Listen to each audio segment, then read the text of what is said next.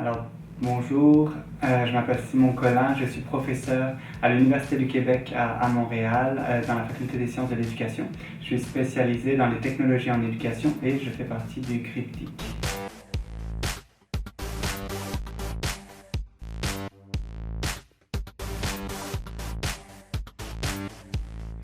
Les enfants issus de l'immigration, qui viennent de Syrie ou d'ailleurs, vont avoir un rapport aux technologies, c'est-à-dire des compétences, des représentations, des accès et des usages technologiques qui vont être variables notamment suivant le niveau de développement infrastructurel de leur pays d'origine et puis suivant le niveau d'éducation de la population de leur pays d'origine.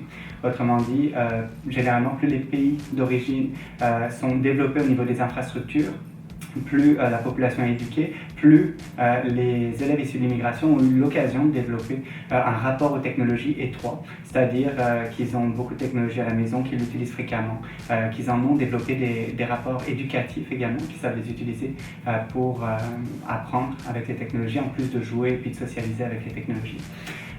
Cela dit, donc, les enfants qui viennent de l'immigration, qui sont issus de l'immigration récente, viennent de différents pays et dans des pays comme la Syrie, le niveau de développement infrastructurel et le niveau de littératie de la population va déterminer leur rapport. Donc, les élèves arrivent sans doute avec un rapport qui est différent de celui des élèves québécois avec la technologie. Ils n'arrivent pas ici au Québec avec le même niveau au départ, le même rapport aux technologies.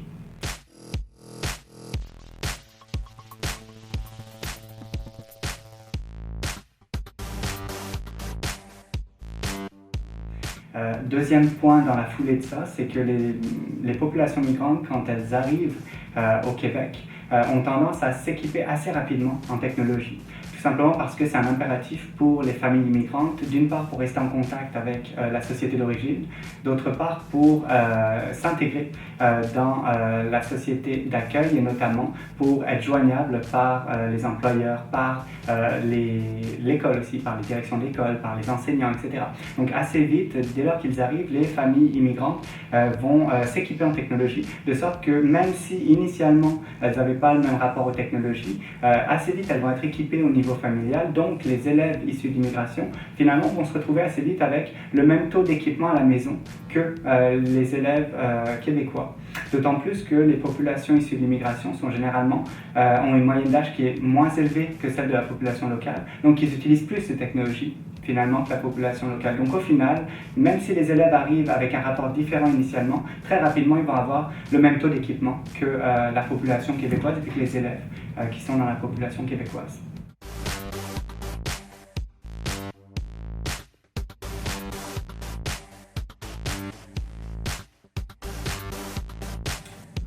Un troisième point relativement à ça, c'est que même si les élèves ont le même taux d'équipement, les élèves ici, les élèves syriens ont le même taux d'équipement que la population québécoise assez rapidement parce qu'ils s'équipent pour les raisons que je viens d'évoquer, ça ne veut pas dire qu'ils ont développé un rapport éducatif aux technologies.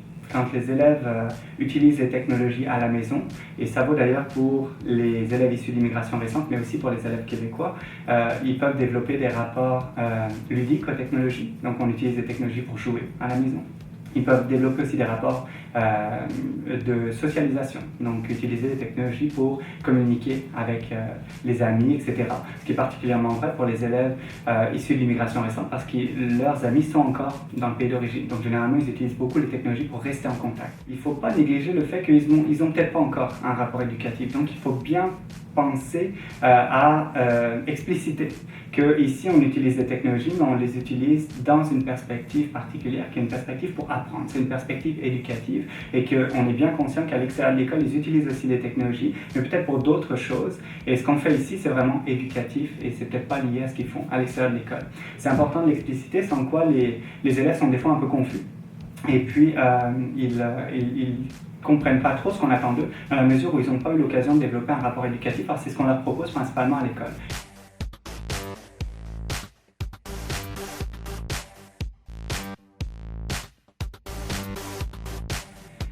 Un autre point qui sans doute qui est intéressant avec les technologies, c'est tout ce que ça offre en termes d'exposition à la langue française. Les élèves syriens arrivent ici, leur langue première pour, je pense, la majorité d'entre eux va être l'arabe.